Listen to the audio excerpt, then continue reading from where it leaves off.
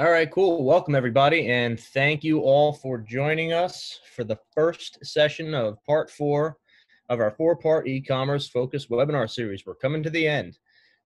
We've developed this webinar series to share our expertise in e-commerce strategy because we saw a number of businesses, including many of our own clients, develop a need to pivot and offer an e-commerce solution as e-commerce sales have soared throughout the past several months based on changes in the social landscape. From March to April of this year alone, there was a 49% jump in e-commerce sales.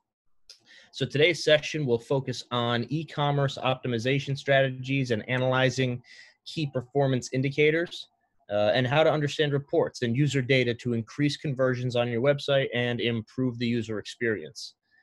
This session will be repeated live next Wednesday at 11 a.m. So if you know anybody who wants to jump on, who might enjoy attending and wasn't able to make this one, just pass along that invite. Separately, if you've missed any of the prior sessions, they are available in recording on the webinar registration page on our website. And of course, if you'd like a copy of this presentation at the end of the webinar, just send me an email afterwards and I'll send you a copy. I'll put my name in the chat box shortly. Lastly, you'll see a question button at the bottom of your Zoom screen. So if you have any questions during or at the end of the presentation, please pop them in there and we'll have a quick question and answer session at the end. And now we'll get started. I'd like to introduce Nick Kraus, founder and CEO of Kraus Marketing. Nick actually recently celebrated the 12-year anniversary of founding the agency. And in that time, our team has helped a ton of companies generate millions of dollars in revenue by making smart marketing decisions. Nick, the floor is yours. Thank you, Mark. So we'll start off today just a little bit about Kraus Marketing. Actually, I won't bore you with any slides, just tell you quickly about us, and then we'll jump in right into KPIs and ROI. I'm actually going to share my screen in Google Analytics, which is the easiest and best way to measure your website's traffic. It's kind of like the Fitbit for your website. So a little bit about Kraus Marketing. We were started back in 2004 when I moonlighted as I had a corporate job. Then in 2008, we took it full time. At that time, we realized that there was an opportunity to bring both regional and national firms great branding and website design. We also noticed very quickly that the requirement of great branding and websites were not as valuable unless we actually drove traffic to a person's website. So at that time, we also started our capabilities in digital marketing with SEO, social media, and the like. And we quickly grew from there. Our average client sticks around for at least 3.5 years, which is much higher than the typical industry standard. So at Kraus Marketing, we practice an all under one roof solution. That means that everyone here is full-time. We find that delivers the most value and efficiency for our clients, as we can just walk next door and ask someone to quickly get something done if something is an emergency, as opposed to having to ask a subcontractor maybe overseas to complete a task for us. Lastly, we're award-winning, very proud of the awards we have won and the magazines and articles we've been featured in. Some of those magazines that I actually used to read in college, like Inc. or Entrepreneur or GD USA. We've had a lot of successful websites over the years. Most recently, we've helped a client with an e-commerce website double revenues this year, and they were already producing $1 million in revenue a month. They were poised and ready for such a tragedy that has happened, but if they were in the right position to capitalize on that tragedy, which meant that, meaning that through all of this, people have had to buy more things online, and they were ready to sell more online. We conversion optimized their website, and they doubled sales and doubled conversions. So we're going to talk a little bit about conversions and sales today, and I'll actually get started with our slideshow here. So we're going to focus on the top 5 KPIs today.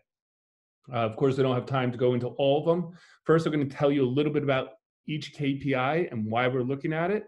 And then I'm going to move on to how to actually find them within Google Analytics. So the first one we're going to look at is engagement. It's important to get traffic to your website, but if they're not engaged, does it really matter? So there are 3 different KPIs that we look at for engagement, which is bounce rate, pages per session, and average session duration. These actually show up on almost every screen within Google Analytics, and I'll show you those in a minute. But it's really important. It's not just about traffic. It's about whether they are interested or not. Next is conversions. You got them to your site, but did they complete the desired goal? Now for e-commerce, that desired goal is a transaction. And also conversion rate is huge. Right now, this is a demo account. 0.08% is terrible. This is actually a Google demo account. You want at least a 1% conversion rate, and some of our biggest and best clients are converting at 7% for their best channels. So conversion rate is huge. Overall traffic, 1 to 2% conversion rate is the benchmark that you want to be at. Of course, the difference between a 1% conversion rate and 2% conversion rate is double the sales. So if only 1 out of every 100 people that get to your website make a purchase, compared to 2 out of every 100, you could literally double sales by increasing your conversion rate by 1%. The following is acquisition. So where did they come from? We're going to be investing a lot of money into marketing, but we want to know which part of it is working best. That's in acquisition, all traffic, and channels. So what channel did they come from? And we'll show you that. And then we're going to look at those channels. The traffic was driven there. Were they engaged? And did conversions actually happen? So those are channels. So where did they come from? Behavior. What were they interested in? What were the landing pages? Or even all pages? Also, exit pages. We want to know what pages they exited on most often so that we could actually conversion optimize those. Sometimes a high exit rate is literally due to the wrong title on the page or an image that is not representative to that page's content. Geography. They got there, but can they actually purchase your service or your product from there?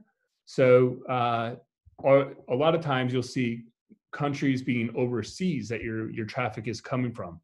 If you have a product that you can't ship long distances, states and cities are very important. Or maybe it's high cost to ship it long distance, especially when you're starting off and you don't have a drop shipper. It's important that the geography is looked at.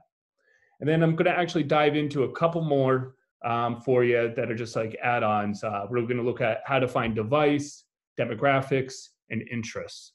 So now I'm going to hop on over to Google Analytics. And Mark, I'll just ask you that you could see my screen still. Are you looking at Analytics? Yep, I'm looking at the One Master View Google Merchandise Store. Great. So everyone has this in their accounts. You literally could type in demo and you could find this account.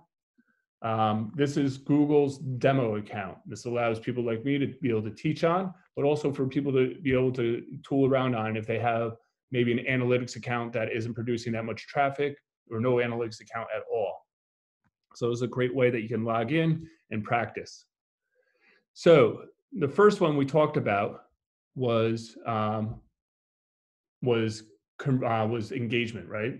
So I'm actually going to skip ahead to audience. Acquisition, all traffic, and channels. So this is the first place I go every time I get in analytics. Next thing I do is I take a significant amount of time. So let's say last 3 months, last 90 days or so. And then I always like to compare it to previous year because, of course, almost every single business is cyclical. Previous year is very important.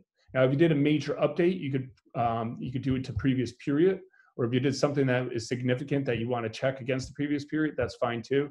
But I like to, show apples to apples, and previous year is the best way to show it.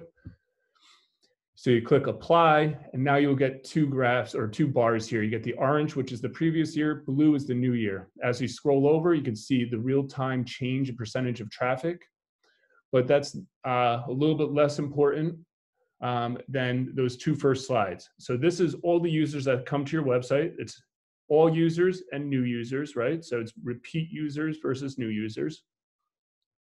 And the first thing we want to look at, or one of the first things that we want to be aware of is their behavior, or what we call engagement at Kraus, because behavior gets a little confusing. As you'll see it in the sidebar here, you'll see behavior, which is completely different than the behavior here. So I call this engagement, and we call this engagement at Kraus. So that's your bounce rate, your pages per session, and your average session duration. You want to know when they get to your site, how long do they stick around? Do they bounce, meaning do they even go deeper than one page? And how many pages do they actually get to, right? So that's engagement. And then conversions. Are they actually making a conversion? Now, conversion doesn't always have to be e-commerce. Sometimes it could be they actually registered, for instance, or they entered the checkout. So those are conversions as well. For this one, we're going to keep it on just e-commerce, which will just measure sales, since we are doing an e-commerce one today. But sometimes a conversion, especially for an early e-commerce website, is literally people just signing up, because once you have their email, as we've talked in the previous webinars, you have a very powerful tool to remarket to them. So sometimes signing up is a great conversion that you can look for.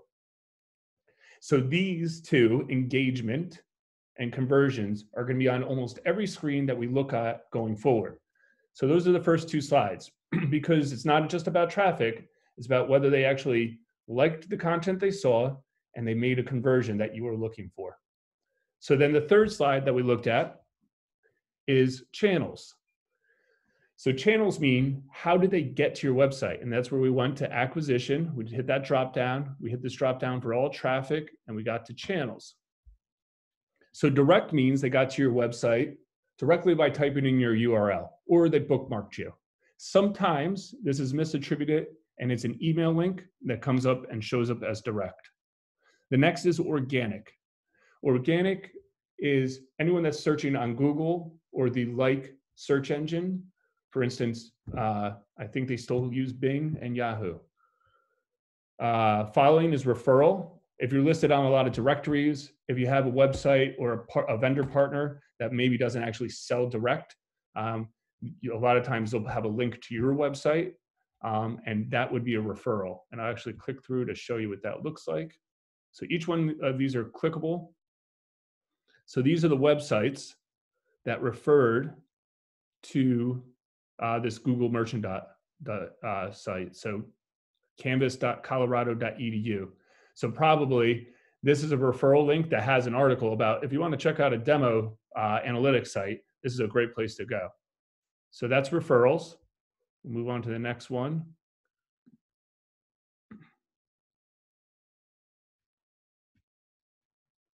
Other, which is simply everything else. Social, these are your social channels. These are huge, right? We know that Facebook, Instagram, LinkedIn, TikTok, Pinterest, those social channels are very important, and we want to know how our traffic's performing. So let me just take, for instance, I'm going to quickly look at our social channel here. I'm going to slide across. I'm going to say, okay, traffic is down 4% year over year, right? Because we're looking at total traffic here, it's down 4% year over year. And then I'm going to go to bounce rate. This is where we were talking about engagement.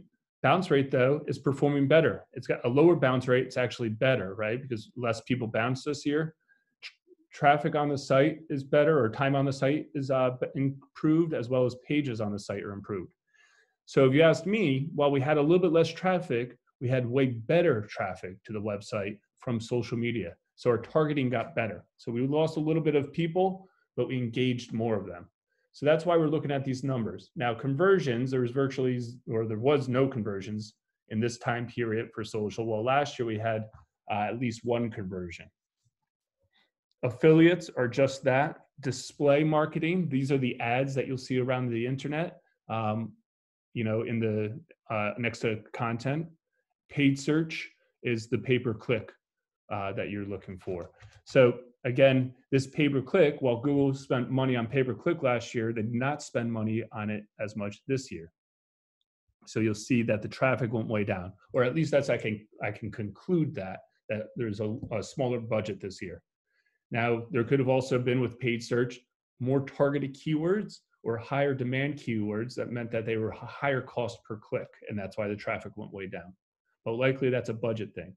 Again, though, The target audience was better because the bounce rate went down, the pages went up, and the time on site went up. But you'll see also, again, a low conversion percentage. So that's definitely the opposite way we want to go. Okay, so now we know where they came from. This is a really important page because we're spending money on SEO, we're spending money on social media marketing, we're spending money on display and paid search. We want to know which one's driving the most traffic and which one's creating the most conversions. So organic is creating the most conversions right now. So then I would say, you know, while display is important, it's really not creating any conversions and we need to make sales. How can we improve our organic ranking? Maybe we shift 10 or 15% of that budget from display into organic so we can continue to improve the organic search results and the organic revenues that are coming through to the website. Okay, so let me just switch on back. So after acquisition is behavior. So they got to your website, what were they interested in? So I click on behavior, I click on site content, and you go to all pages, which means these are the pages that they've gotten to on your website at any given time. Then you can go to landing pages. This means this is the page they landed on first on your website, which is almost always going to be your home page, unless you have like a heavy spend on social media or pay-per-click, then an interior page might be your best landing page. And then another thing to look at is exit rate. So the really important thing about these pages, and let's go to landing pages, right? Because now we got people from SEO or from pay-per-click or from social, they got to your website. And the first page they saw is this landing page. That could be your home page or any interior page that you're driving them to. But how are those pages performing? It's really important that they're performing well because we don't want to be spending all this money on pages that aren't performing well. So what I would look for is in the top 10, what has the highest bounce rate, which also would be an exit. Every time someone bounces, that's an exit. So the page they leave from is an exit. So we can scroll on down. This first one here, shop by brand /YouTube, has over 50% exit rate, while everything else looks like it's in its 30% or bounce rate, which everything else looks like it has about a 30% bounce rate. So I would go to this page, and you could do that by simply clicking this little icon here. Well, there's a funny thing. I'm sure Google would love to know that. The reason they have a high bounce rate is because this page actually isn't showing up. So it's always important to make sure you're checking these things because obviously we have an error here and this page isn't showing up. And I will show you what is supposed to happen. It's actually supposed to go to a real page. So this is an actual store that they have, right? And this landing page that they're driving a lot of traffic to is actually, let's see if it's not working again, still not working. So we just discovered something, right? So this is actually really cool because we discovered something based on a high bounce rate. You could look at the numbers and say, why is everything else in the 30s and this is in the 50% range? That's really odd. And then you can get there and find out why by simply clicking on this link. Now, typically the page is actually going to show up. And what you want to analyze is then the content of the page. That's the imagery, that's the copy, the short form as in titles, the long form as in the body copy, and then the call to actions or what we call CTAs. So does someone get there? They actually associate with the content on the page. They're where they expect it to be. So they're seeing what they wanted to see and they're reading what they want to read. And then the last thing is, do we get them to do what they want to do on that page, which is a call to action? So someone just asked, what's the difference between users and sessions? So that's a good question. So users, sessions could be, oops, and I just, you could, by the way, if you click on the heading, you could rearrange by that stat. So sessions are all the sessions. So there could be multiple sessions by one user. So I just clicked on the website twice. So that would be 2 sessions, but I'm still only 1 user. So I hope that explains it. All right, so those are landing pages and exit pages. That's why we want to look at landing pages. We spend all this time getting into the website. How are they engaging with the pages that we're getting them to? So that's really important. The next one we put on here was geography.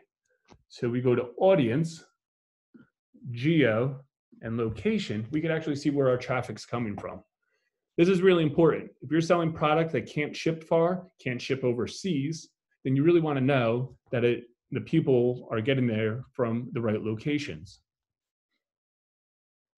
So you can click through. Every time that you see highlighted in blue, that means it's clickable. So I just click through to the United States. Also, the map is clickable too.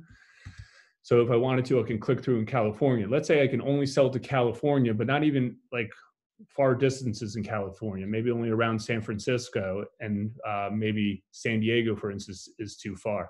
I can look at how our traffic is performing in San Francisco, or maybe I did a big push because our product's very relevant this time of year in this region.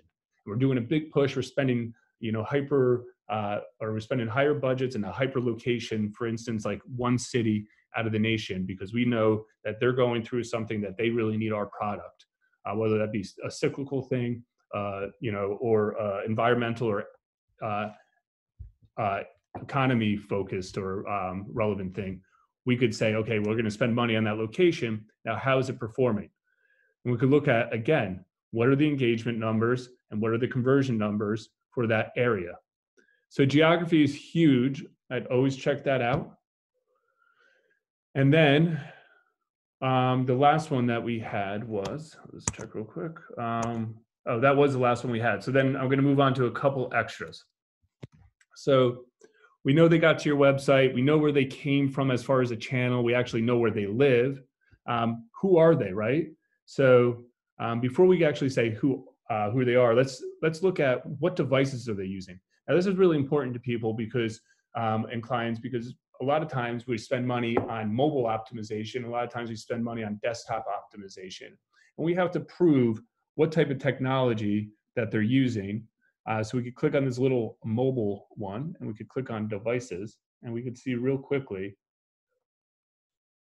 what type of products they're using. So the iPhone, for instance, is 37% of the traffic going to this website.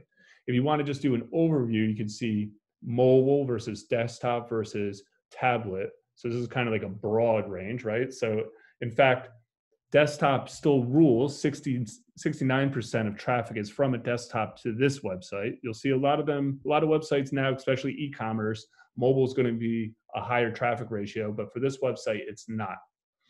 Now, with that being said, specific devices, the iPhone is the most specific device, which you'll probably see at the top of the list all the time. So if you're wondering how much time should I spend on mobile optimization, I'm not talking about an app. I don't think apps are relevant for e-commerce stores most of the time. But for your mobile optimization of your e-commerce website, how important is that? This is a great place to go, is just an overview in mobile, and that's where you get it from there. The next one is, so now we know what type of devices they're using. Who are they, right?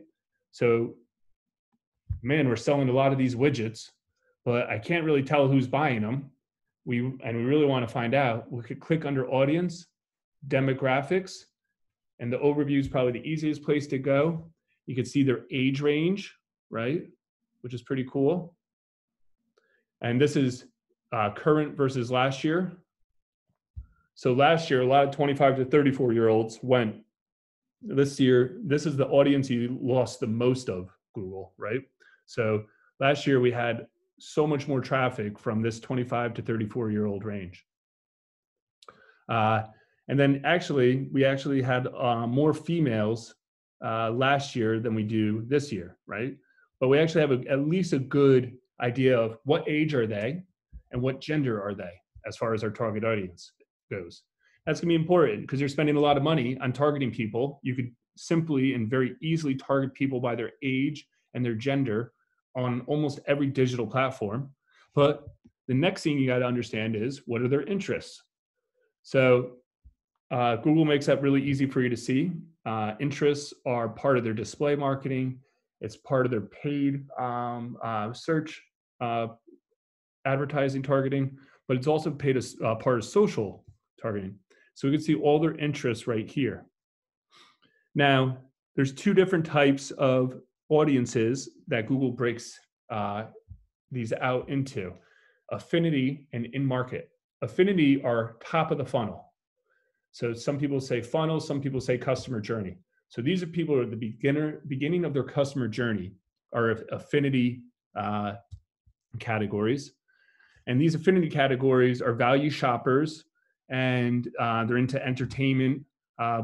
Actually, they're movie lovers, right?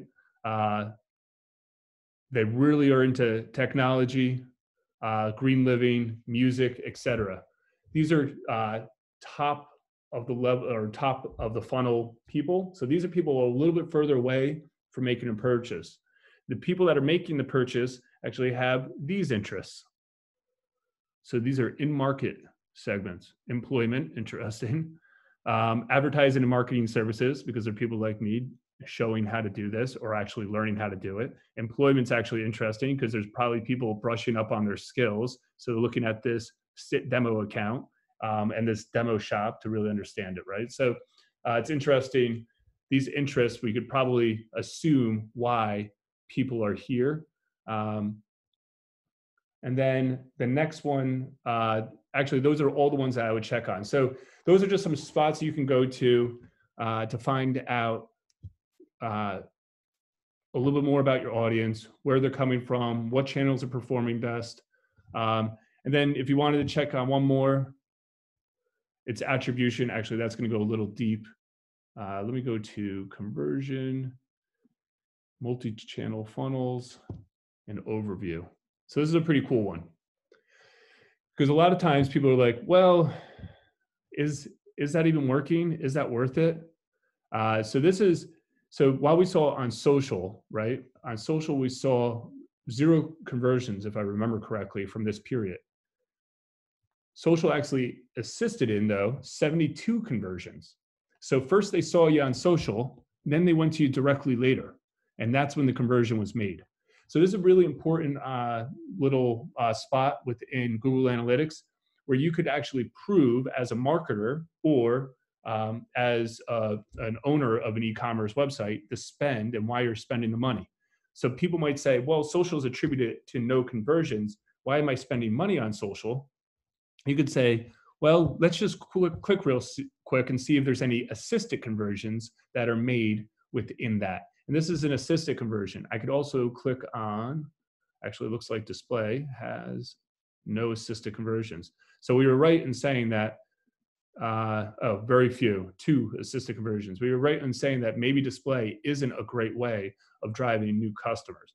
While social is proving that while it has a small amount of conversions, it actually is great for assisting in conversions. So this is a real cool little chart and a way that you could find out about that. So we really understand the analytics, and honestly, the best way to understand analytics is take a course that is a couple more hours than this. And then the next thing is just dive in and keep understanding more and more and more. You can't break it by clicking around.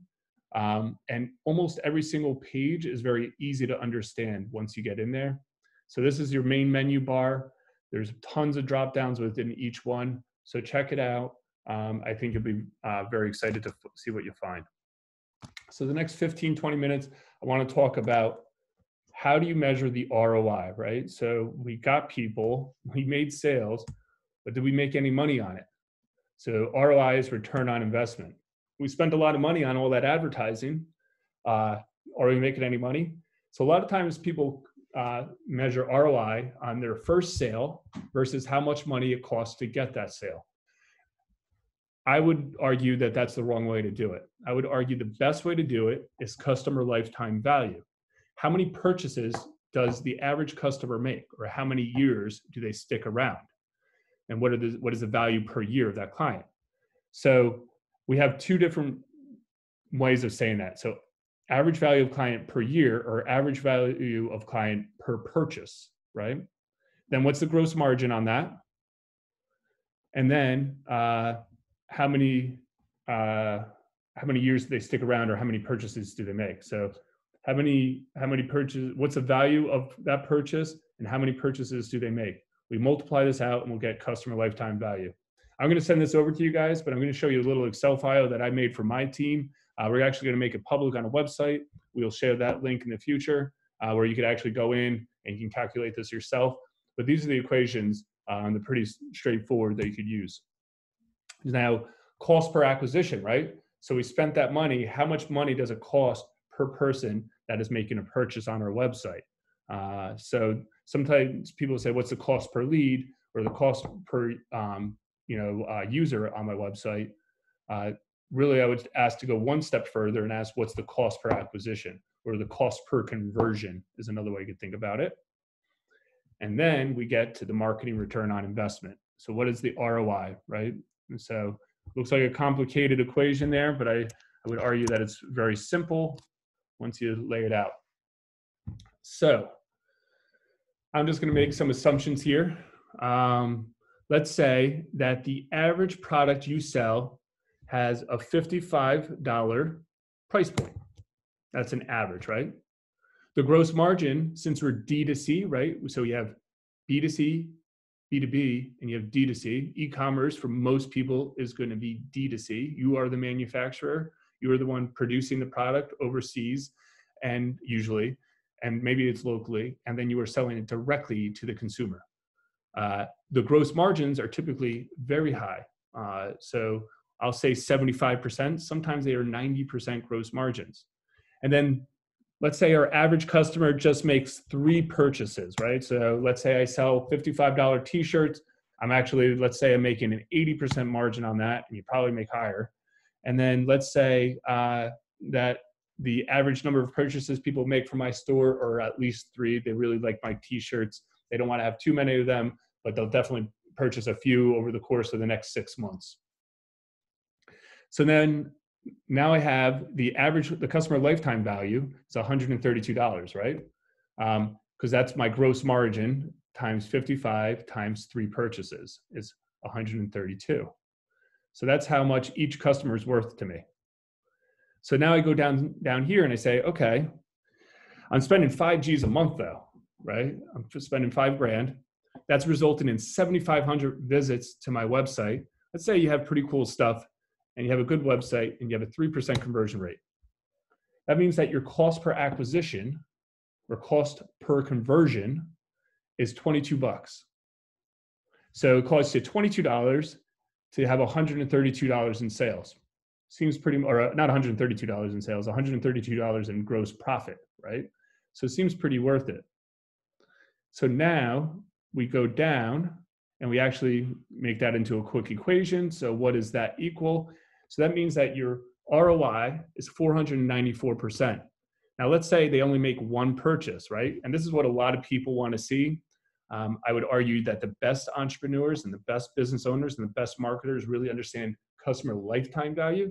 But a lot of times people want to make an ROI on that first purchase. So let's say it's the first purchase, and you'll see that the ROI is still 98%, right? Because they made $44 and it only costed $22 to do it. So you almost doubled your money. So I would still say, even on this one, that all this marketing is worth it. So that's the customer lifetime value versus the cost per acquisition, which equals out your marketing return on investment. I know that's pretty complicated. I can't share this spreadsheet, unfortunately, but I will share the links with you guys once they're available on our website. But I will share the PowerPoint if you guys ask me for it. And you can make your own spreadsheet and go ahead and do your own calculations. So that's actually it. That's a little bit of a shorter one today. But if you email Mark or myself, Mark, if you want to, you can put your email address in the chat. We will go ahead and send you this slide deck. The nice thing about this slide deck, it does show everything of where to find the different spots that we were talking about. So it will help you navigate through Google Analytics if you haven't done it yourself before. And it also gives you the equations that we were just talking about that will allow you to understand whether you're actually making money on all the marketing dollars you're spending. Awesome. Dude, that was impressive. I personally enjoyed it myself, so thank you. Got a couple questions.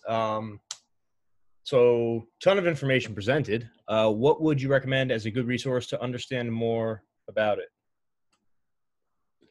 Oh, good resource. Actually, so I'm a fan of Googling things. I took an analytics course 15 years ago, maybe a little bit less. That one gave me a quote unquote Google certification, Google Analytics certification. So what you can do is just Google Analytics certification class or course, and you'll find a ton of them out there. A lot of them that are free, some of them that are only a couple $100s. I usually find if you spend money on something, you're going to get a little bit deeper of content from it. My course, to give you an idea, that I took when I was a beginner in analytics was 3 2-hour courses. So we just spent 30 minutes running through analytics rather quickly. Mine was 6 hours worth of analytics. From there, I was still a little bit confused on what it all meant, but I knew so many different windows and had such a good idea of where to go that over the months and years that followed, I could look at someone's analytics and I'd know how much they're spending. I know where they're spending the money and where they should switch it to. They don't really have to tell me budgets or what they're actually doing. Analytics will tell me everything that they're doing in their current marketing spend. Awesome.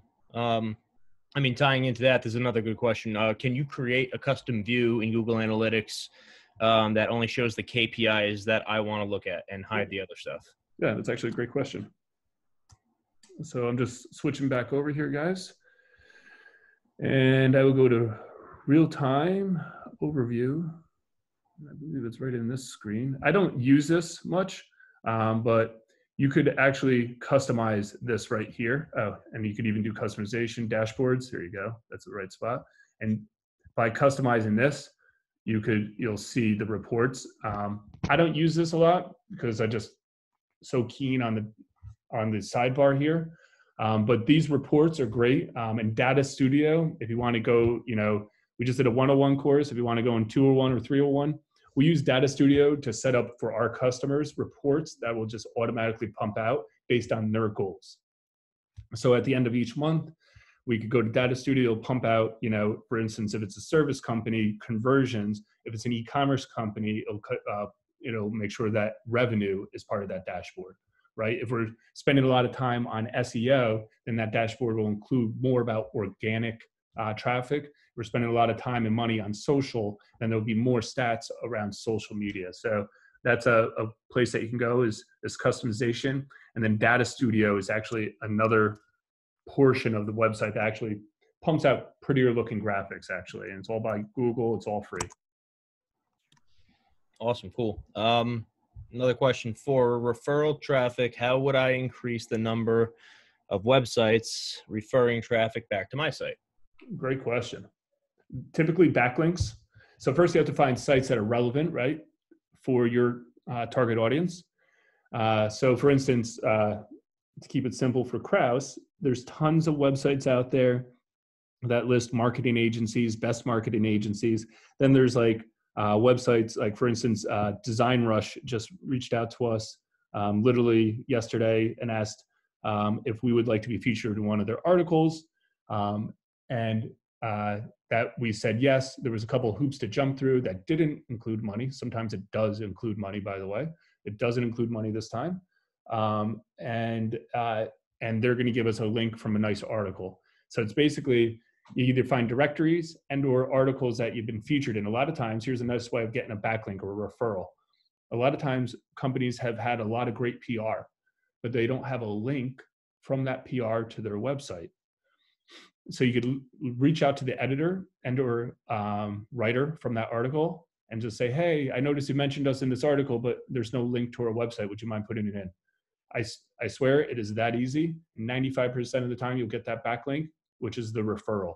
Another easy way, again, is looking for directories that are relevant to your industry and to your product, and just listing yourself there. There's a lot of free ones out there, and there's a lot of paid ones as well.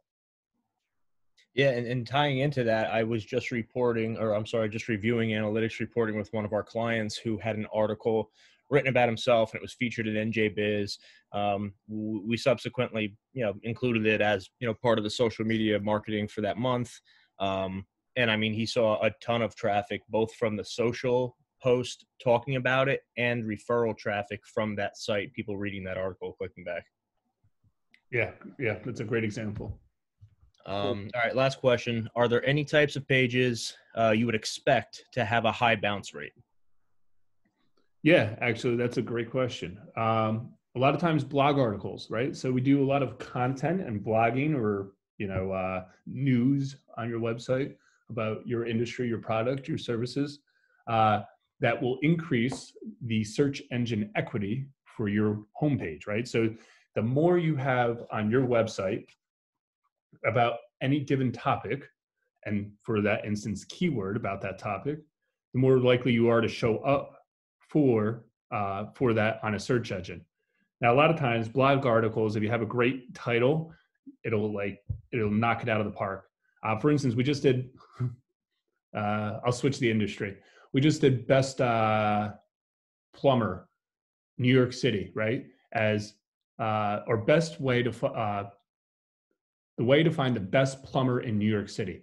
So, best plumber New York City was the keyword we were targeting. We put a few words around it to make it the title. And then really the article was about 5 ways to find the best plumber in New York City, but it lived on this quote unquote plumber's website. Again, I switched the name of the industry, but what I'm getting at is now that article may have a high bounce rate because it's just it knocked it out of the park. There was no competition. But actually that one has a low bounce rate. So another one that might have a high bounce rate is an article that delivers search engine equity to your homepage, but it really doesn't help with conversions that much. So we did one, for instance, for Kraus, which was like 2017 design trends, and we update it every year. But I remember in 2017, we were getting like 1,000 visits a week from this one article, but it had like a 95% bounce rate because people just wanted to see the design trends. They weren't really looking to dig any deeper. They were looking for inspiration. So that's okay that you have a high bounce rate because that article is contributing a lot of equity to your overall website because you're getting a lot of traffic to that article. It has a lot of great keywords. So then Google sees you as a more reputable website. So sometimes a high bounce rate isn't that bad. A lot of times landing pages for pay-per-click or display ads have also a high bounce rate. That's because a lot of times you don't create anywhere else for them to go except to create a conversion right on that page. So if you're selling a product, people are getting directly to that page and they have to make a purchase or they have to leave the site for the most part. So, or if you're selling a service, they have to sign up or not sign up. That's a landing page that kind of like is a direct funnel to conversions. A lot of times those will have high bounce rates. So you could expect to see those there. Again, you want to be looking at what's the cost per acquisition for that landing page, and is that worth it? Awesome. Yeah, that makes a lot of sense. All right, cool. Yeah, those are all the questions we have. Excellent. Well, I appreciate everyone jumping on, and thank you, Mark, for hosting. Yeah, for sure, guys. I threw my email in the chat. We're going to make this available for recording on the webinar registration page. And yeah, shoot me an email if you like copy the slide deck that we went through today. Appreciate you guys all jumping on. Thanks again. Thank you.